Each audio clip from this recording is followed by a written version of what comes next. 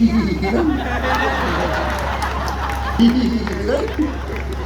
हमने लिखा सुनना कि काला काला चीतल काहे को मारा है। पीछे वालों थोड़ी ऊर्जा बढ़ा दो, मैं 100 गुना लगा दूंगा अपनी तरफ से। और आगे वालों निवेदन है आप भी कर लो कुछ। अरे काला काला चीतल काहे को मारा है, आज बचा नहीं कोई बेचारा। छत पर सोया था बिश्नोई,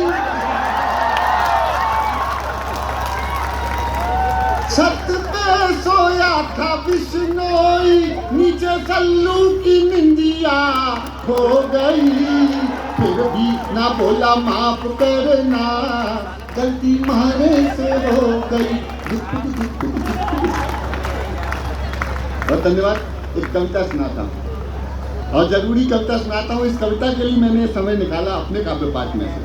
हमारे दिनेश बाबरा ने जो कविता सुनाई है, मैं हकीकत बताता हूँ, कभी होना चाहिए तो ऐसे ही होना चाहिए। समाज की विसंगतियों पर बात की है। एक बार दिनेश बाबरा के लिए यहाँ आगे से पीछे दोनों हाथ खड़े करके शुभकामनाओं की तालियां दीजिए। बहुत मेहनत की उन्होंने। वो जिस विषय को छू करके निकले, जिस विषय पे बात की, मैं उसका एक अलग पक्ष रखता हूँ।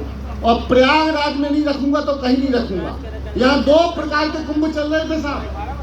एक हमारी आस्था का कुंभ चल रहा था और एक ये रील बनाने वालों का कुंभ चल रहा था। इतनी कम तालियों में कविता नहीं सुनाऊंगा मैं। ये देश वीरांगनाओं का देश रहा है, लेकिन जब से ये मोबाइल हाथ में आ गया ऐसा लग रहा है वीरांगनाओं का कम है, रीलांगनाओं का ज्यादा। जिसे देखो हेलो गाइस, वो एक खड़ी हुई थी, हेलो गाइस। मैंने कहा मोबाइल रख ले गाइस, साइंड घूम रहे हैं। तो कविता सुनाता हूँ, जरूरी कविता सुनाता हूँ, सुन लीजिएगा। 2 बेटियों का पिता होने के नाते सुनाता हूँ। इस कविता की भूमिका मैंने बदली है, पहली बार डॉक्टर साहब के सामने बोल रहा हूँ। माँ भगवती सीता, तीनों लोगों की माँ हमारी सीता माँ।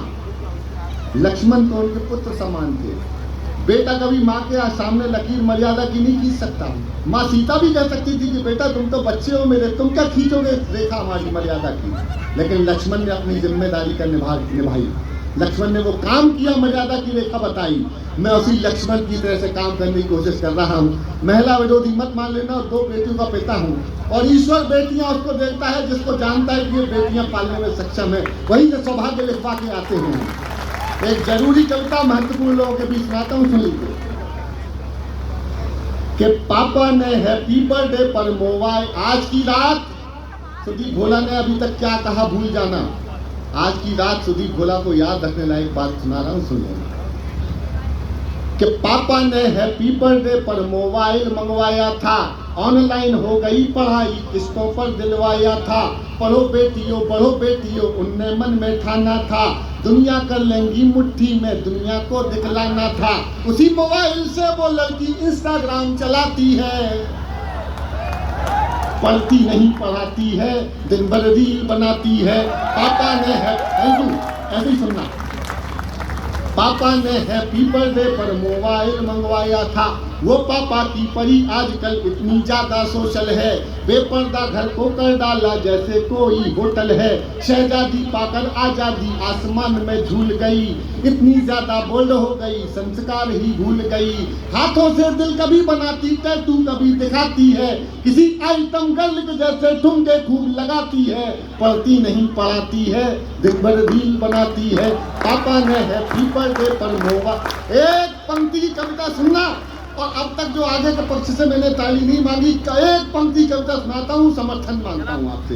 ये बच्चे जो हैं, हो ना हो कोरोना की दूसरी लहर के होंगे, इनके पिताजी से निवेदन है गोद में बिठा लें, क्योंकि वर्क फ्रॉम होम में हम भी यही काम कर रहे थे। अरे बेटा पिताजी से मत कहो, इसकी माँ से बोलो। अच्छा, इसकी माँ से अनुरोध है कि थोड़ी देर के लिए इस पांडुलिपि को रख लें। मैं जानता हूँ भाभी जी बच्चे को चुप रहना कठिन काम है, पर मैं ये भी जानता हूँ जब आप खाने दिए तो बच्चा तो क्या इसका बाप चुप हो जाता है। तो ये देश का वर्तमान मेरे कवि का भविष्य चौपट कर रहा है।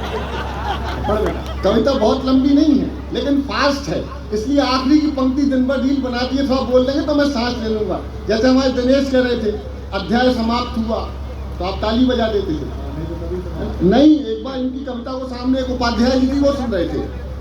कविता लंबी हुई तो अध्याय तो समाप्त नहीं हुआ, उपाध्याय समाप्त हो गया। और फिर उसका मुकदमा जज साहब क्या गया। जज साहब ने कहा, रे नीच कवि, तेरे काव्य पाठ के कारण उपाध्याय जी नहीं रहे, तुझे मृत्युदंड दिया जाता है, कोई अंतिम इच्छा हो तो बता। तो दिनेश बावरा ने जज साहब से कहा, वही वाली कविता जज साहब मैं आपको सुनाना चाहता हूँ। बजाओ एक बार जोरदार तालियां।